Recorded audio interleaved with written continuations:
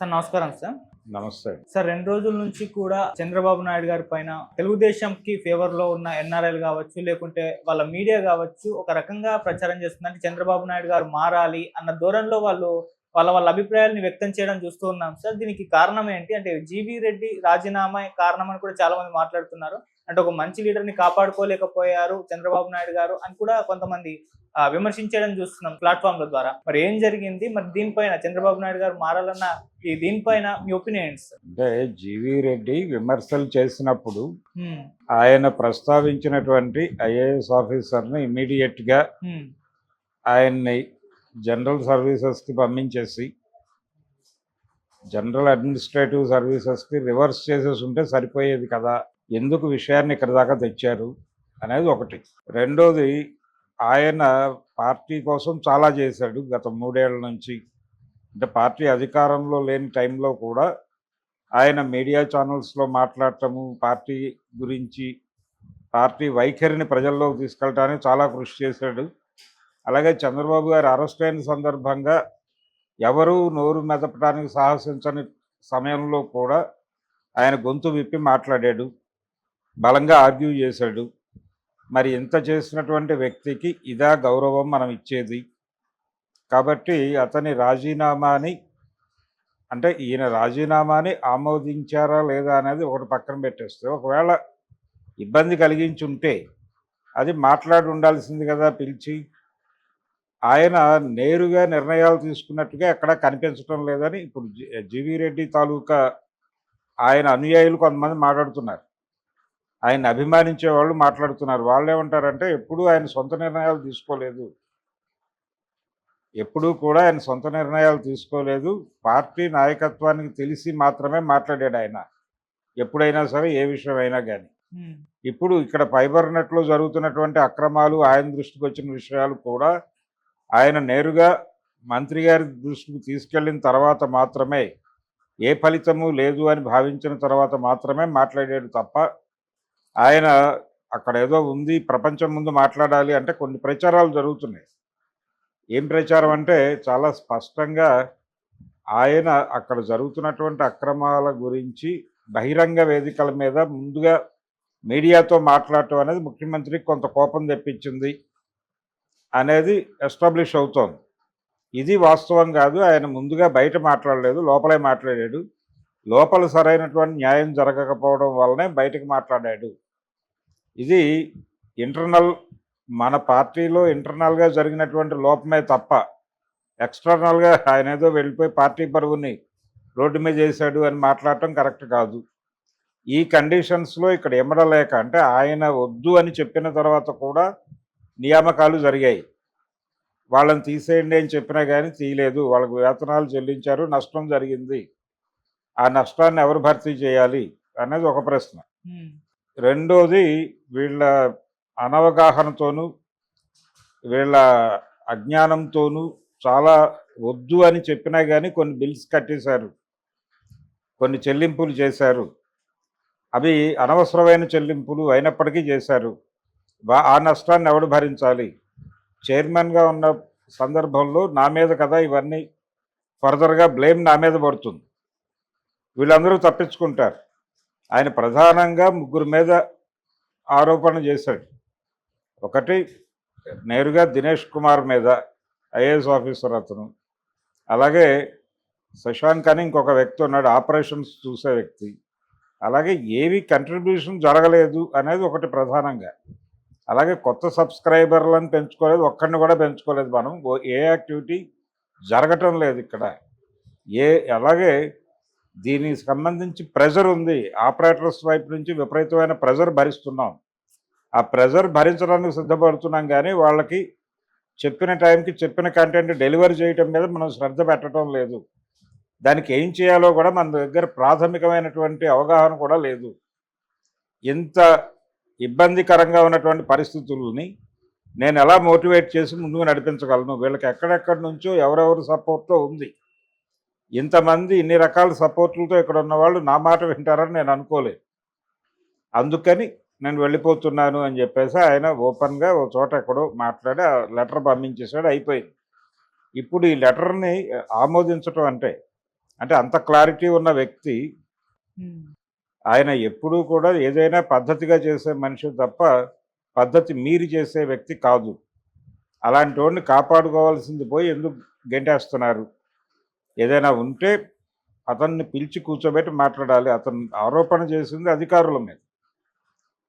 పైగా అతను ఒక మాట అన్నాడు, అతను వైసీపీ టైం నుంచి కొనసాగుతున్నాడు ఎండి మీద.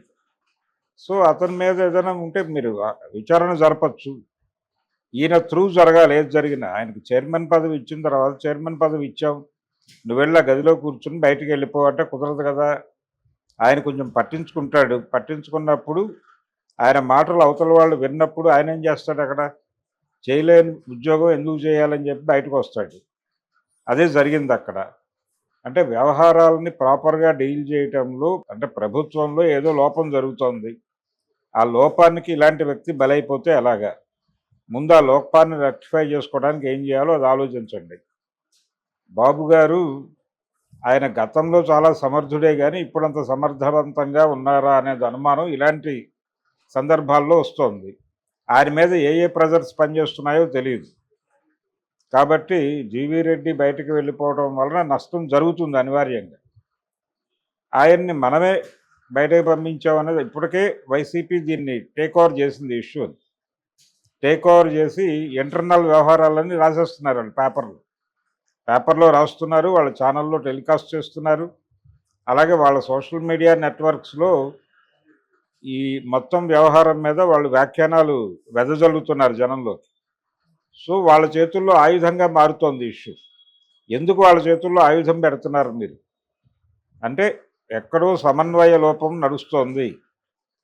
ఆ సమన్వయ లోపాన్ని సరి చేసుకునేటువంటి కండిషన్లో సీఎం గారు ఉన్నట్టుగా అనిపించడం లేదు అని చెబుతూ నేరుగా చంద్రబాబు నాయుడు మీదే విమర్శ నడుస్తోంది గత 2 రోజులుగా.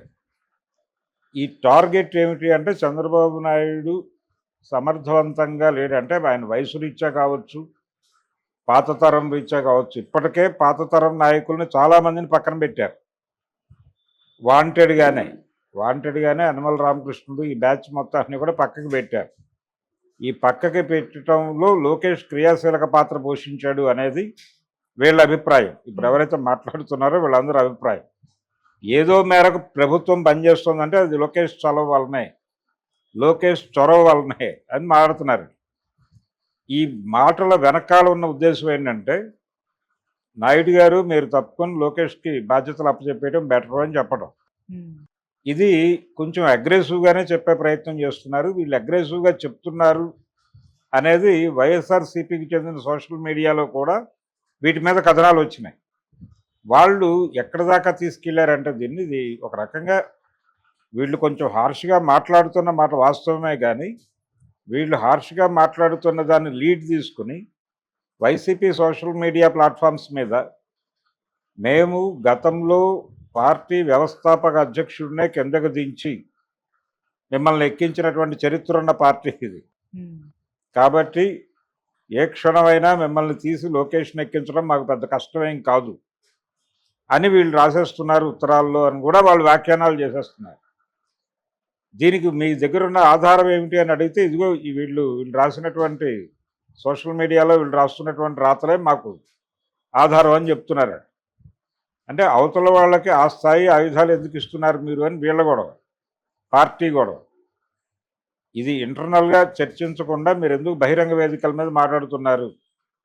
జీవీ రెడ్డి బయటకు వెళ్ళిపోవడం మీద మీకు ఏదైనా ఇబ్బంది ఉంటే నేరుగా సంప్రదించడానికి సంబంధించి అనేక రకాలైనటువంటి కాంట్రాక్ట్స్ ఉన్నాయి మీకు. ఆ కాంట్రాక్ట్స్ నుంచి మీరు విషయాన్ని చెప్తే కంట్రోల్ అవుతాం కదా. ఎందుకు మీరు కూడా రోడ్డెక్కి అల్లరి చేస్తున్నారు? మీ అల్లరిని ఇప్పుడు మేము ప్రాపర్గా డీల్ చేయకపోవడం వలన అతను బయటకు వచ్చి మాట్లాడాడు, మీడియాకి ఎక్కాడు అని మీరు ఎలిగేషన్ పెడుతున్నారు. బాగానే ఉంది. మరి మీరు చేస్తోంది ఏమిటి? మీరు చేస్తోంది అదే కదా అనే పద్ధతిలో ఇప్పుడు పార్టీ నుంచి వారి అధికారిక మాధ్యమాలలో వారు వార్తలు వెలువరిస్తున్నారు. పర్టికులర్గా ఈనాడు, ఆంధ్రజ్యోతి వీటిల్లో ఈ తరహా వార్తలు సర్క్యులేట్ అవుతున్నాయి. ఈ విధంగా జీవీ రెడ్డి రాజీనామా చుట్టూ రకరకాల వ్యవహారాలన్నీ చుట్టుముడుతున్నాయి.